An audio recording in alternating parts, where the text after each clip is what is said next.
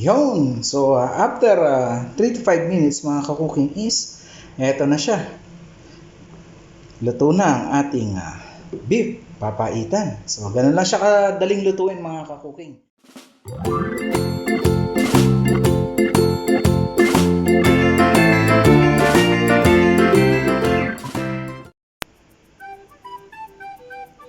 Yo! What's up mga ka-cooking? So, kumusta po kayo? So, on today's video mga ka-cooking is ituturo ko naman sa inyo kung paano magluto ng beef papaitan. So, yun. Ito ay isang recipe mula sa ating mga kapatid na Ilocano. So, ngayon is gagawin natin siya dito. So, ang ating ingredients na kakailanganin dito mga ka-cooking is kailangan natin ng tuwalya ng beef. Tapos, kailangan din natin ng liver ng beef. At kailangan din natin ng heart ng beef.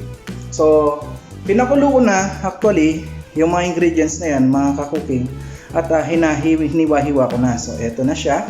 So, kakailanganin natin ng papaitan mix. So, ngayon is si Mama Sitas, hindi ito sponsored, pero gumagawa na siya ng papaitan mix.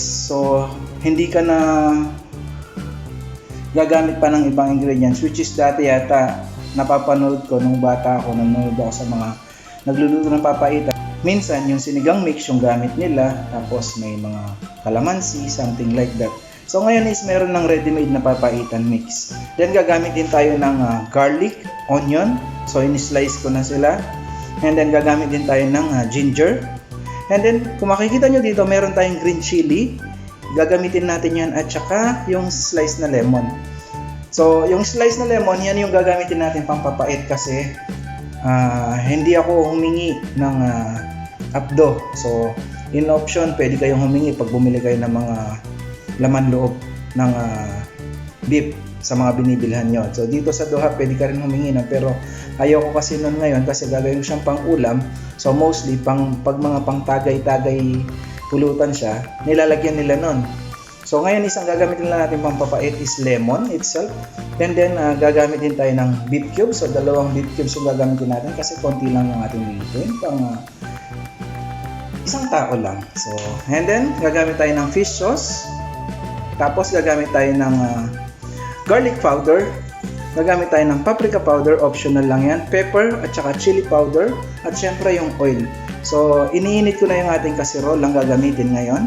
So, lalagyan natin siya ng oil.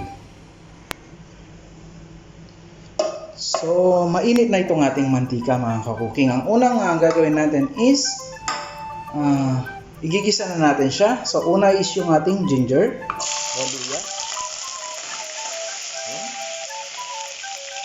Mapalisik kasi may konting tubig. Okay. So, igigisa lang natin ang una yung ating ginger. At para makuha natin yung lasa. Yan.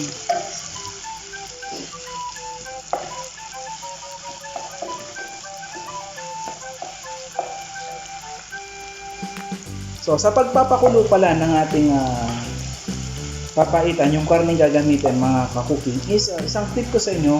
Kung meron kayong pressure cooker is mas madali. Pero kung wala naman, pwede siyang pakuluin ng about 30 to 45 minutes kung sakalan. Pero kung gusto nyong hassle-free rin is pwede sa rice cooker. So yun yung ginawa kong procedure ngayon. So sa rice cooker is yung unang kulo, 15 minutes ko siyang pinakulo. So in-start ko yung timer niya noong pagkakulo na siya. Start na kumulo yung tubig. Then 15 minutes. After nun is tinanggalan ko siya ng tubig, tinapon ko yung unang kulo niya. So, pinanlawan ko siya, nilinisan ko muna siya. Then, pinakulo ko siya ulit for another 15 minutes yung ating tuwalya. Then, before nang matapos yung ating pagpapakulo, mga 5 to 10 minutes before siya matapos, is saka ko itinumbog din yung liver at saka yung heart. So, sa ganung paraan is hindi malulugsak yung liver kasi madali lang maluto yan. So, ayan. And then next na natin yung ating sibuyas at bawang. So, pinong-pino yan mga ka-cooking para masarap. Mas malasa. So, ayan. Lagay lang natin dyan yan. Okay. Napakabilis lutuin nito actually. So, bisa lang natin siyang konti. Hayaan lang natin makuha yung aroma.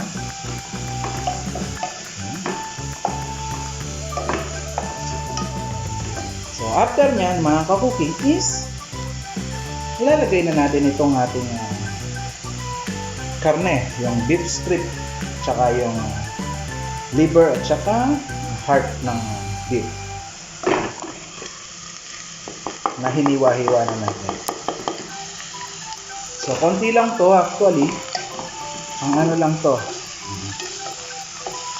Ang isa, dalawa, tatlong tao siguro kaya naman siya. Pero mag-isa lang naman ako, kaya konti lang. Napadaan lang ako sa isang supermarket at nakita ko na meron silang naka-display na lamang loob. Sabi ko parang matagal-tagal na akong di nagpapakita. So, yan, naisipan kong lutuan at share na rin sa inyo yung recipe. Isang napakadaling recipe lang. So, hayaan lang muna natin siyang isa for few minutes. So, yung pinagkuluan pala na pangalawang kulo is itinabi ko na rin para mainit na siya kagad. So, takpan lang natin siya mga 2 to 3 minutes, mga ka-cooking. And then, titimplahan na natin siya. Lalagyan natin yung kanyang panimpla. Yung umusok-usok na mga ka-cooking. So, buksan natin. Ngayon is titimplahan na natin siya. Okay? So, lalagyan natin siya ng patis. Siguro mga 6 na kutsara. Kasi sabaw to. So, pupunayin natin ito ng sabaw mga ka-cooking. Saglit lang. Lalagyan ko lang siya ng patis. Gawa na hindi ko hawak-hawak natin itong ating camera. So, bitawan ko lang siya. Yun, nalagyan na natin siya ng patis mga ka-cooking. Diyan sunod natin yung garlic powder natin. So, dito siguro is kahit 1 tablespoon. Okay lang, para mas malasa. Yung ating sabaw. Then, paprika powder. 1 teaspoon. So, kung wala kayong paprika powder, okay lang yan. So, optional lang naman yan. Then, damihan din natin ang paminta. 1 tablespoon din ang ating gagawin. Okay. And then, kung mahilig ka sa manghang is, lagyan mo na ng chili powder. So, kung meron kang yung siling labuyo is okay lang din. So, ito is lalagyan ko lang siya ng konting anghang. Siguro isang kutsarita or 1 teaspoon. Okay na yan. And then, syempre, ilalagay na rin natin yung ating papaitan mix. So, isang pack ito ng Mamasitas Ilocano papaitan. Yun. So, bitter stew mix. So, yan po. Ilalagay natin lahat yan. And then, yung ating 2 beef cubes. Para maging mas malasa yung ating sabaw. Yun. So, yan halu-haluin lang natin siya niyan bago natin ilagay yung sabaw. Yung pinagkuluan natin kanina. So, mainit pa rin yun.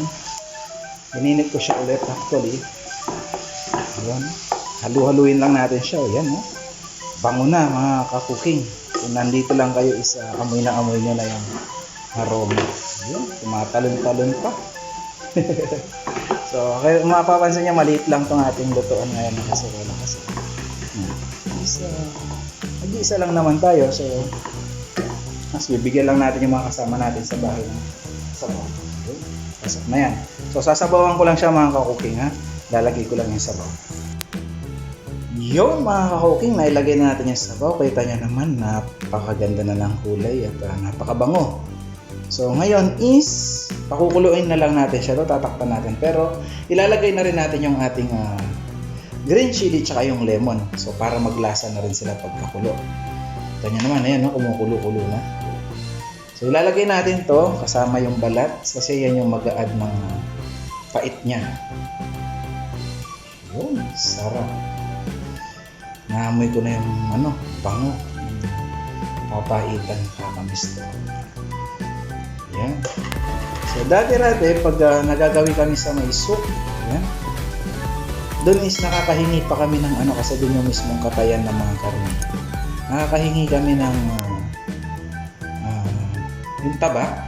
So, kung lang, hindi ko rin naman sinasuggest na lagyan. Pero mas masarap kasi yung lasa niya pag mayroon yung mga tabang buo-buo. Alam mo yung pag kumain ka sa mga kanto, yung mga maming ligaw, so yung mga taba-taba na yan, pwede ka makahingi ng libre lang. Then slice, cubes mo rin siya, then lagay mo siya dyan. The best din yun. So tatakpan ko lang siya, kita nyo kumukulo-kulo na siya, siguro mga low fire ko siya, papakuluan ko siya ng mga 3 to 5 minutes, then ready na yan, luto na. Yun! So after 3 to 5 minutes mga ka-cooking is eto na siya, luto na ang ating beef papaitan. So ganun lang siya kadaling lutuin mga ka-cooking. Actually napakadali niya, yung pagpapakulo lang, pagpapalambot process lang yung matagal, and then after mo siya mapalambot, mahiwa is konting minuto na lang yung iti-take para maluto siya. So yan na, ready na yan. Mas masarap siyang iserve habang mainit mga ka-cooking. So muli, kung hindi ka pa nakasubscribe sa aking channel, ito ang inyong Kapampangan Cooking #go9. Mag-subscribe ka na po sa aking channel at huwag kalimutan i-click yung notification bell para maging updated ka sa ating mga latest upload mga ka-cooking. At kung hindi ka pa nakasubscribe sa aking second channel, which is ang Dr. KJ Fox #09 Motovlog at iba pa, so eto yan. At kung gusto mo naman ng mga adventure, mga DIY at saka unboxing na content, is pwede mong i-check yung aking second channel na yan. Diyan is meron tayong mga biking adventure, meron din tayong mga unboxing ng mga gadgets, meron din tayong ginagawa dyan ng mga DIY ideas. So pag may mekaniko ng bisikleta, paggawa ng mga kung ano-anong life hacks, paggawa ng toge, paggawa ng mga balloon fillers, so meron tayong mga ganyang video dyan mga ka-cooking. At meron tayong YouTube tutorial dyan, baka gusto mong matutong mag-YouTube din, is may mga YouTube tutorials tayo dyan na pwedeng makatulong sa'yo pag mag-start ka dito sa YouTube. So till next cooking show mga ka-cooking, always keep safe. Ahem.